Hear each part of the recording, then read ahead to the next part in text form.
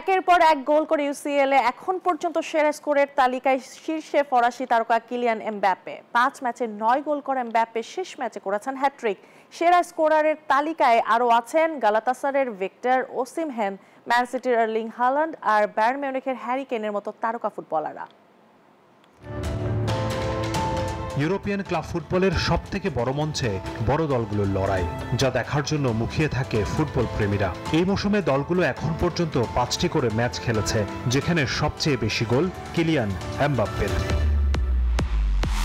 PSG থেকে Madrid শিবিরে আসার পর নিজের নামের সাথে সুবিচার করতে পারছিলেন না ফরাসি এই পোস্টার বয়। তবে এবার যেন নতুন রূপে প্রতিপক্ষের শিবিরে আতঙ্কের নাম হয়ে উঠেছেন তিনি। অলিম্পিয়াকোসের বিপক্ষে ৪ গোল করে এবারের আসরে গোল করার তালিকায় সবার উপরে উঠে এসেছেন এমবাপ্পে। যুক্তরাষ্ট্রের ১ নম্বর জিম চেইন গোল্ড জিম এখন আবারও বাংলাদেশে। বসুন্ধরা আবাসিক এলাকা ও বসুন্ধরা সিটি শপিং মলে ৫ ম্যাচে ৯ গোল করেন তিনি। সমান ম্যাচে ৬ গোল করে তালিকায় ২ নম্বরে রয়েছে গ্যালাটাসারের নাইজেরিয়ান ফরওয়ার্ড ভিক্টর ওসিমহেন। তালিকায় ৩ নম্বরে যৌথভাবে রয়েছেন আর্লিং হাল্যান্ড ও হ্যারি কেইন। দুজনেই ৫ ম্যাচে সমান ৫ গোল করেছেন।